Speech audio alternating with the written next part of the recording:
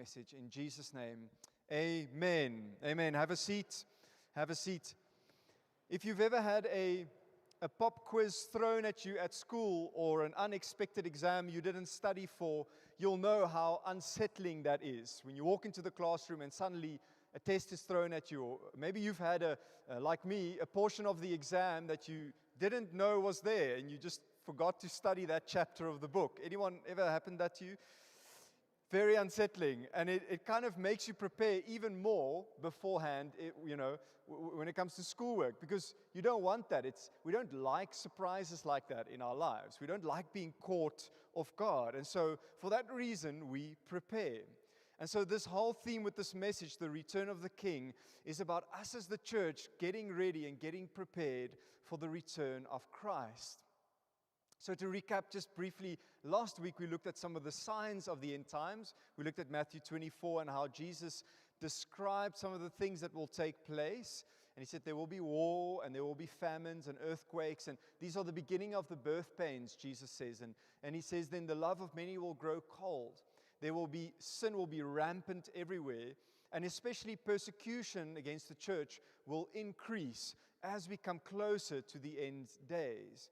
And this is something that we are already beginning to see. We are already noticing some of the signs of the end times.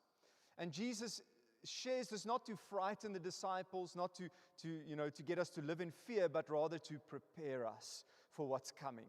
We looked last week as well at the timeline of events and how things are likely to play out. So if you missed that, go to our YouTube page, Freedom Church, and you can watch last week's sermon about that. But today I want to move on to chapter 25 of Matthew, and we're going to look at another parable, a story that Jesus tells, which is specifically for the church and speaks about the return of Christ. Are you ready? Great. Let's dive in. Matthew 25 from verse 1, and it says this. Then the kingdom of heaven will be like 10 bridesmaids who took their lamps and went to meet the bridegroom. 5 of them were foolish, and 5 were wise. The 5 who were foolish didn't take enough oil for their lamps, but the other 5 were wise enough to take along extra oil. When the bridegroom was delayed, they all became drowsy and fell asleep. At midnight, they were aroused by the shout, "Look, the bridegroom is coming. Come out and meet him." All the bridesmaids got up and prepared their lamps. Then the 5 foolish ones asked the others, "Please give us some of your oil because our lamps are going out." But the others replied, "We don't have enough for all of us. Go to a shop and buy some for yourselves." But while they were gone to buy oil, the bridegroom came. Then those who were ready went in with him to the marriage feast, and the door was locked. Later, when the other 5 bridesmaids returned, they stood outside, calling, "Lord, Lord, open the door for us." But he called back, "Believe me, I don't know you. So you too must keep watch, for you do not know the day or hour of my return." Whoa, hectic, eh? A sobering passage, and perhaps a bit of a wake-up call for us as the church. Reading this, it's a frightening thing to think that some will stand at the door and be denied entrance. And so this is a picture, this whole parable is a picture of a Jewish wedding celebration. If you're not familiar with the ancient way that the Jews had weddings, the groom or the bridegroom would go and meet the bridal party, and then he would go back. He would start the ceremony, but then he would first go back home and prepare a place in his father's house. Jesus refers to this as well when he talks about this in John chapter 14. He says, don't let your heart be troubled. There are many rooms in my Father's house, and I go to prepare a place for you, and then I will come and fetch you, Jesus says. So again, alluding to this picture of the Jewish wedding. So the disciples were familiar with that. The bridegroom would go away for a time, prepare a room, and when the father was satisfied with the room, this was in the house, because that's how the Jews lived. It was very communal. So if you got married, you would add an extra room to the house, and it would be part of the family setup. And then at some unexpected hour, the father would say to the bridegroom, he would say, "All right, it's time to go and fetch your bride." And then he would return to the bride's house.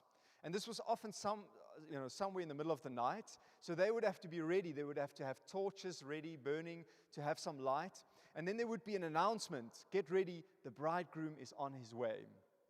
And he would arrive and the whole bridal party joining him and then going into the bride's house for a wedding celebration, after which he would take the bride back to his house to live there in his father's house, in the room that he had prepared.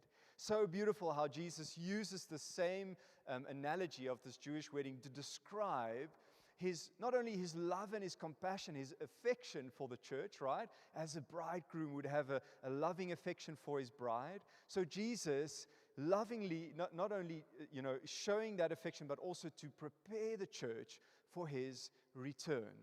And this is such a beautiful picture, but also a frightening picture. And Jesus here seems to mirror what he says in Matthew 7, earlier on in Matthew, where he says, many will come to me on that day saying, Lord, Lord, did we not cast out demons and perform many miracles and prophesy in your name? And then Jesus will turn to them and say, go away from me, because I don't know you, you workers of iniquity. And so he mirrors the same idea here, that there will be some who will come and who will not be part of the bride, who will not be part of the church, who will be denied access into the kingdom of heaven. A frightening and a sobering reminder. And the key thing with this passage here, the thing that Jesus wants to draw us to, is simply this: be ready at all times. Be ready at all times. That's the first point. It's crucial for the church to wake up at this time and to get ready, because I believe what has been written here in Matthew 25 is more applicable to us as the church now than ever before. If you read about the church in the first century, the first 100 years or so, the church then was very much aware and very much expectant of the imminent return of Christ. And perhaps they had reason to believe that because the Romans persecuted them and killed them and threw them to be eaten by lions. It was a time of very severe persecution. So they had reason to believe that that was the end times. And so they were on fire. They were always ready. They were spreading the gospel. They were actively involved in the work that Jesus had left them to do. But you can imagine 2,000 years of history has not been good on the church, right? There is certainly not that kind of urgency anymore. There is certainly not that kind of expectation anymore. And so as the bridal party had fallen asleep, I think we're in that stage. But there is most certainly a remnant of the church that is waking up. Amen? You've felt it. You've seen it. Right? There is a revival taking place in the church across the world. Also, as much, persecution has increased. Resistance has increased. Speaking out boldly about the name of Jesus can get you killed, as you've seen with Charlie Kirk, right? Standing up for the truth can cost you your life. And it's shaken the world. Charlie Kirk's death really shook the world because people realized, hey, hold on. It's no longer safe just to preach the gospel. It's no longer safe in the West to say what you believe to be true. It may cost you your life. Even in Canada, there's a worship leader called Sean Vugt, who he leads worship services across the nation there and in America, and he had planned a worship tour from coast to coast in Canada, and he is a Canadian, and I think he had 9 or 11 cities planned, and all but 2 of them were shut down by the government for silly reasons like public safety and stupid little things. But those same nations, those same cities host massive pride parades and all sorts of other garbage, right? Showing you just how the West is turning against Christianity. We can't live in a sort of a naive, ignorant state, even here in South Africa, thinking, it's going to be fine. We must prepare ourselves. We must be ready that these things will reach us as well.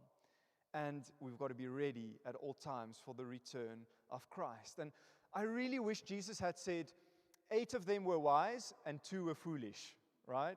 I could even perhaps deal with 7 wise, 3 foolish, right? 70%, 30%. But I sense Jesus was very intentional when he said 5 were wise, 5 were foolish. But this is a shocking statistic, right? Half. So if we take this room down the middle here, this shook the first service a bit. So I'm going to flip the tables a bit. So if we I got some flack after the service, but that's okay. It's a wake-up call. If we split the room here down the middle, all of you, look at you guys, you're incredible. You're all going in. Like the wedding banquet is, yes. You're like, everything is like, come on, someone preach it. Like, you're welcome, right? The doors are open. You've made it, right? Welcome into the wedding feast. We're going to have a great time. It's going to be a blast, guys. Come on in.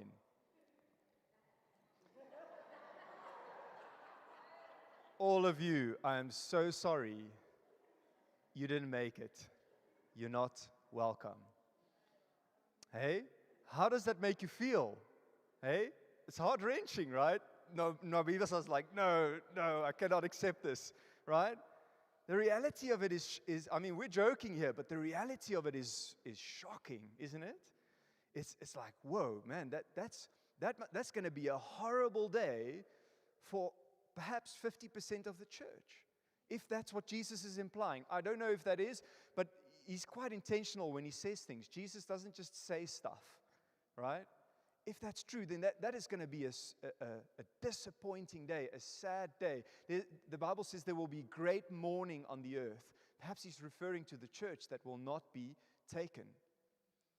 It's a wake-up call. It's a sobering reminder to be ready, to prepare ourselves. If we go back to the text, we see there that the 5 who were foolish didn't take enough olive oil for their lamps, but the other 5 were wise enough to take along extra oil. Jesus is implying here that wisdom says, be prepared, be ready, have oil in your lamp. The oil is the fuel that causes the lamp to burn. And so Jesus is looking for the church that says, fill me with your Holy Spirit. I want to be ready. I'm going to be actively engaged, because if I have been filled with the Spirit, if I live in the power of the Holy Spirit, guess what? Things are going to look different around me. Things are going to begin to change, right? My life is going to look different. Jesus is not coming back for a church that just wants to play religious games, that just wants to check religious boxes. He's not looking for a church that's just sitting by, lazy, complacent, idle, thinking, well, Jesus is coming back one day. Let's just enjoy life. Let's have a party. Let's make money. Let's make the most of just this earthly life. No, he's coming back for a church that has an urgent expectation, that says we've got to have oil in our lamps. And that's already beginning to happen. All right, so this room splitting thing aside, right, all of us together, I'm trusting that there's not going to be that kind of split in Freedom Church, amen? I hope you're praying for that with me, but I'm praying. I'm like, Lord, you've put me here. You've given me leadership here. You've given me the opportunity, this platform to preach your word, so I'm going to preach the truth, amen? Unashamedly, because I don't want any of you to miss out. I don't want any of you to stand at that door and to face that kind of disappointment that this half of the room faced, right? I don't want that. Shame my wife was even in there, so that's not good at all. That means I'm probably not going in either. So, but I all jokes aside, I can't even joke about this. Like when I read that, I'm like, no, Lord, that's not right. How can that be, right?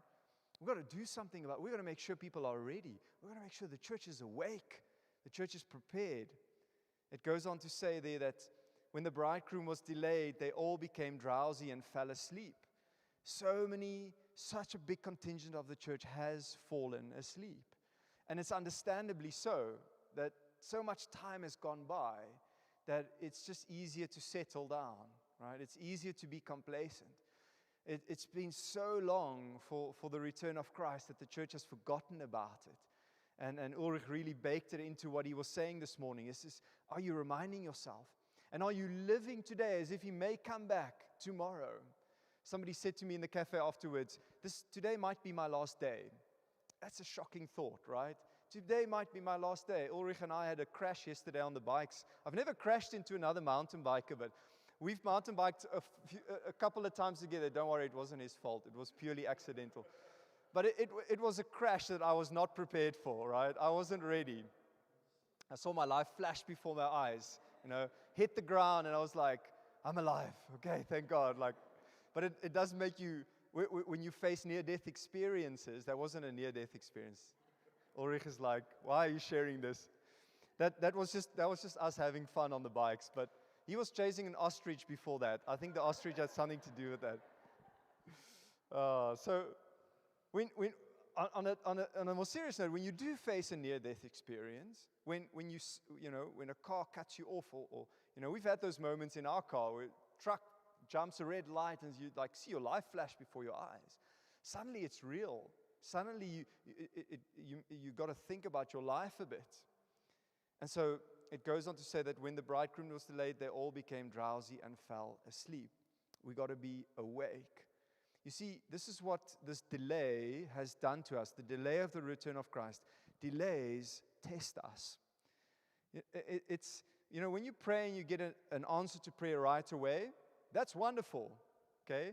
But when you pray and there isn't an immediate answer, or the healing doesn't come right away, the delay is the best test of your faith, right? That delay of waiting for the answer, waiting for the breakthrough, waiting for the provision. That's the test. And I firmly believe we as the church are in a time of testing, where Jesus is stirring us, molding us, even refining us. As much as I don't like to be refined, we need to be refined. Jesus is purifying his church. In just the last few years alone, the amount of corrupt or immoral church leaders who have fallen or have stepped out of ministry is staggering. The amount of dirt that has been exposed in the Western church is remarkable. It can only be a purification of the church. And some of you know who I'm talking about. If you've been on social media or on the news, you'll know. And the fact that they were exposed isn't nice to see, but it's necessary, right? It's necessary. And even for my heart and for your heart, it's not nice to experience, but may God expose my sin. May God expose our hearts. May he bring to light what's not of God, right? May expose so that we can be healed, so that we can live holy lives, so that we can be ready for his return. You see, the delay is the test to get ready, to be expectant. A healthy expectation then leads to preparation. A healthy expectation leads to preparation. That's the next slide. If you've had a baby, if you've had a child, then you will know that, running towards the last part of the 40 weeks of the pregnancy, some signs are beginning to show. Your wife has become much bigger, right? She's grown. Her feet are swollen. She's feeling uncomfortable, right? She's like, don't touch me. Everything is awful. She just wants this to come to an end, right? The signs are all there, right? You don't wait till that last week to make preparations. No. You've already called the hospital. You've booked the room, the bed, the whatever. The doctor knows that you're coming, roughly the space in which the birth will take place. The baby room has been prepared. Any men here that painted out a baby room or something like that? Any dads here? A couple of hands going up. I mean, we built an extra room in our house so that we could have a baby room. So, you prepare ahead of time. You do this way ahead. You've got the baby compactum with all the diapers and the bottles, and I know it's a lot of details, but that's the thing is you're not going to just rock up there and then figure things out. It's got to be ready. You've got to have the car seat. You've got to have the stroller, right? All those things are preparation because you're expecting something, right? You're expectant. Young people say these days, we're pregnant. You're not pregnant, she's pregnant. Both of you are expectant. Okay, just to put the record straight. Young couples, we're pregnant. No, you're not. She is. You're expectant. So, big difference. But when there's an expectation, you begin with the preparation. Amen. The church needs a healthy expectation of the return of Christ because it will stir us to begin preparing. And we're not meant to be busy trying to decipher the end time signs and the Israel prophecies and this and that and the blood moon and all that in between. Jesus didn't command us to be busy with that. He says, get ready for my return. Get oil in your lamp. Spread the gospel. That's what we've been commanded to do. I love what John Bevere says. He says, what is more important for the body of Christ is not to know the logistics of the second coming, but how we as the body of Christ get prepared for his second coming. I agree with him wholeheartedly. Are you ready? Are you prepared? Is there oil in your lamp? Jesus calls foolishness the 5 bridesmaids who were foolish. He calls being unprepared, he calls that foolishness. Being naive and ignorant and just, oblivious. He calls that foolishness. Wisdom is getting ready, Wisdom is staying on fire. Wisdom is pursuing Jesus and His kingdom. It goes on to say that all the bridesmaids got up and prepared their lamps. Preparation had to take place. To share just with you a little portion from the Albert Barnes commentary, Notes on the Bible. I like referencing that. I think you have to jump 2 slides there. You're still on John Bevere. It says, burning until midnight, the oil was exhausted. They gave it dim and obscure light. They trimmed them by removing the burnt parts of the linen or the torch so that they would burn clear. It was needful also to dip them again in oil or to pour oil upon them. Such a beautiful picture, this lamp, or a bit like those old oil lamps that the wick, you would turn the wick and then you would trim off the burnt black part, and then the rest of it would draw up oil and it would burn brightly again. Similarly, this is such a beautiful picture of the way that we need to prepare our hearts. We need to prepare our hearts. Jesus is not into the external things. He's not saying dress better, put on better makeup, make sure you got lots of religious activity going on, make sure you do enough Bible courses and get so much knowledge. No. He's asking us, you can go to the next slide there. He's asking us to prepare our hearts because Jesus is into heart surgery, not into behavior modification. Is your heart ready? And are there some burnt and old parts that need to be trimmed away so that the oil can flow again? Are there some sinful things, some worldly things that you need to get rid of? Jesus always spoke about sinfulness and worldliness and to deal with it ruthlessly. Jesus at one point taught, and he says, if your right hand causes you to sin, cut it off. It's better to be, it's better to go into heaven with one hand than to be thrown into hell with both hands. Right? So Jesus isn't speaking about self-mutilation, okay, just to be clear. Please don't cut off your hand, okay?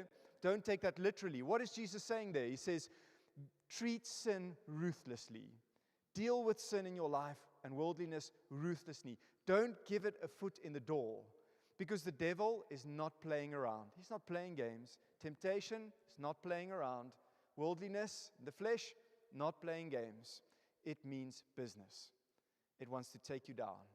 And this may seem heavy, this may seem harsh, but Jesus was heavy about it. Jesus was harsh about it. Deal with sin ruthlessly. Jesus wants to purify His bride. Prepare your heart.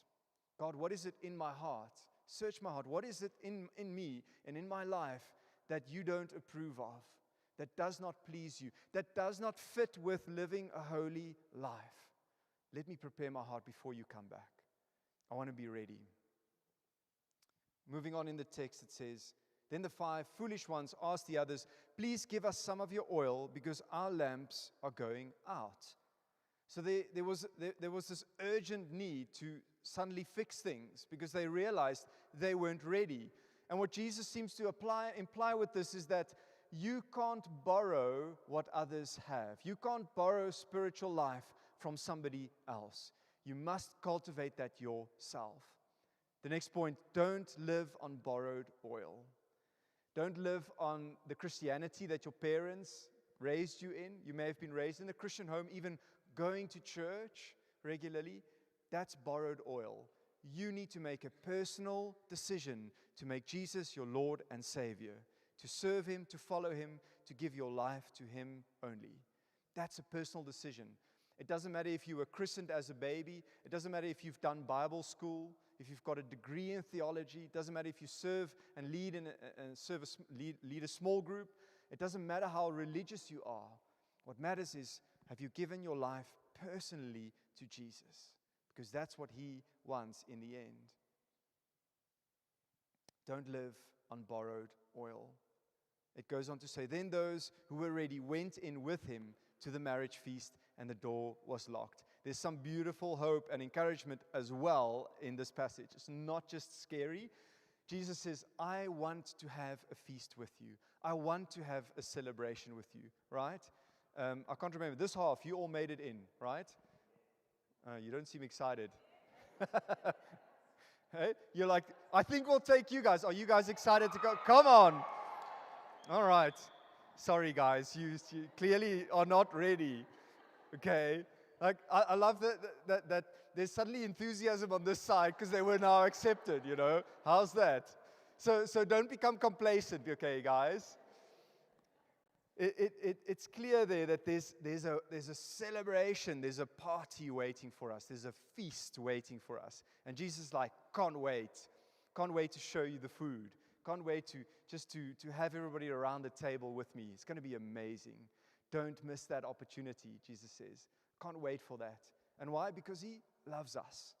You know, this is a tough word, but also a word that fills us with hope, right? It fills us with a hopeful expectation. This is a difficult message, but it's filled with love. It's filled with the affection of the bridegroom for the bride.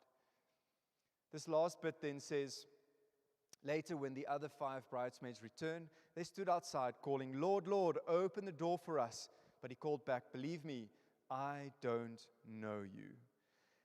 That struck me, the fact that He says that, and He says that in Matthew 7:21 as well. I don't know you. Why would He say that? Because Jesus knows every person individually. He knows your heart. He knows what's going on inside of you. He saw you being formed in your mother's womb, the Bible says. He's very intimately aware of who you are. What is He talking about here?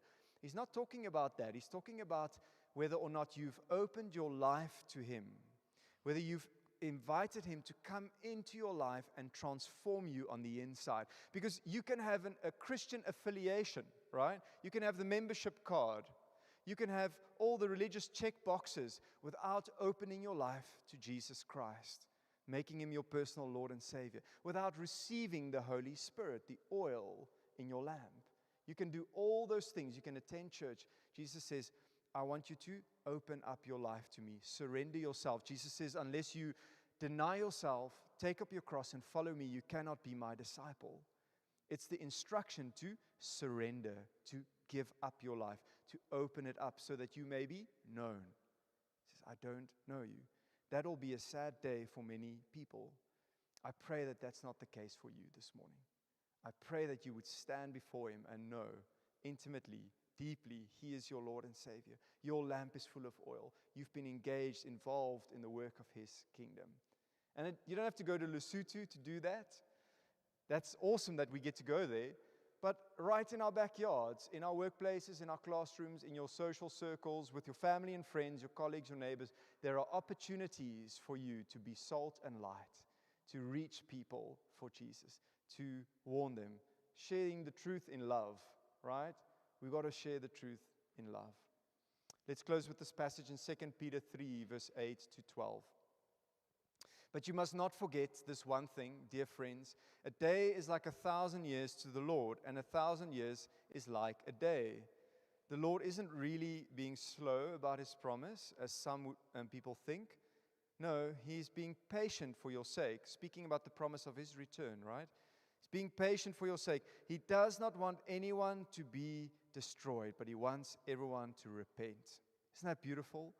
His desire is not your demise. His desire is not for you to experience hell and suffering.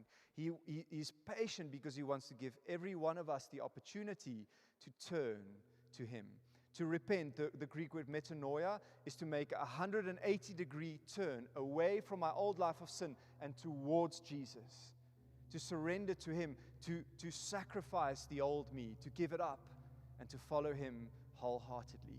That's what repentance means. Jesus says, I'm patient. I'm waiting. I'm giving you the opportunity because I don't want you to die. I don't want you to have eternal suffering. I want you to experience the life that I have for you here on earth and eternally. I want that for you. The day of the Lord, it says, will come as unexpectedly as a thief. If you've ever been robbed, you know it's unexpected. Then the heavens will pass away with a terrible noise, and the very elements themselves will disappear in fire. And the earth and everything on it will be found to deserve judgment. Since everything around us is going to be destroyed like this, what holy and godly lives you should live. Isn't that awesome? What holy and godly lives you should live. Looking forward to the day of God, and say it with me, hurrying it along. So look at the way you live. Prepare your heart. Prepare your life. Live a holy life. Deal with sin ruthlessly. Looking forward with expectation to His return, as if He's coming back tomorrow. and then hurrying it along. So let's get the gospel out. Let's tell people about Jesus. Let's make sure He comes back sooner than later. As we know that when the gospel is preached to all nations, Jesus says in Matthew 24, then the end will come. Are you ready? Are you prepared? Are you part of the 5 wise bridesmaids with enough oil in your lamp to stay the course, to run the race with endurance, the fuel for the race, the power of the Holy Spirit, the endurance through suffering? Are you prepared? Is your heart set on Jesus? Let's stand this morning as we pray.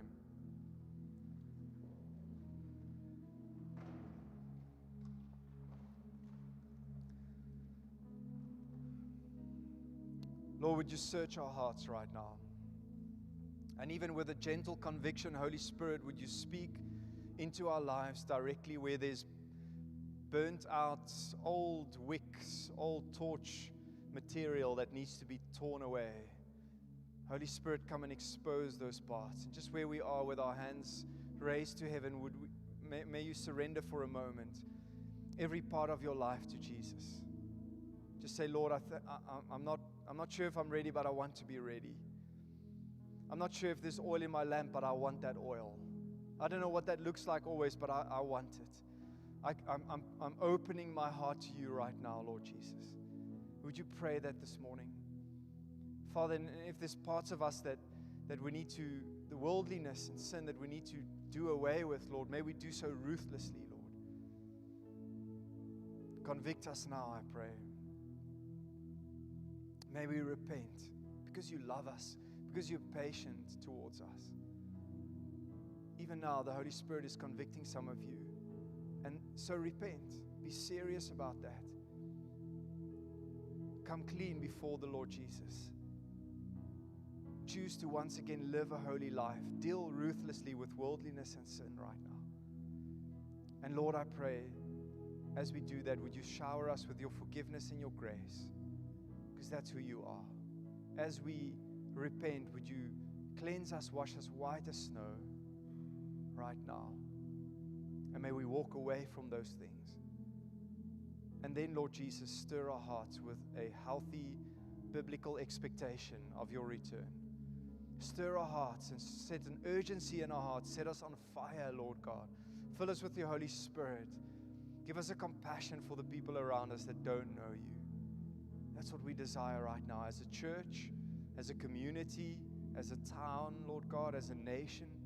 Set us on fire right now. Just where you are, would you raise your hand and just say, Holy Spirit, set me on fire. Set me on fire, and may I burn for your glory.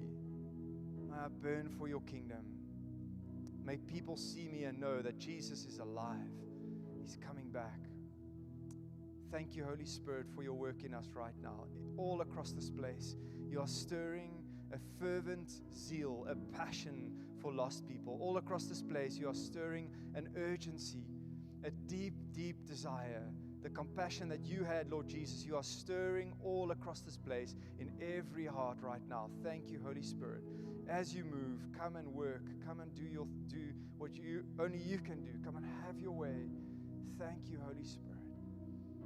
Here this morning, you may be standing here and you know you're not ready.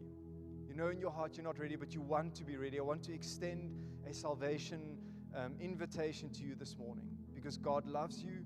Jesus gave his life for you so that you could be saved. And this morning, my invitation is to you. If that's you and you're saying, I'm ready, it's time to come to Jesus. It's time to open up my life to him and to give him all of me. Would you do something bold for me this morning right now? Would you raise your hand in this place, all over this building? Thank you so much. So we can pray with you. If that's you, raise your hand up high. Thank you so much. It may take some boldness, but this is the most important decision of your life. Thank you so much for responding. Thank you.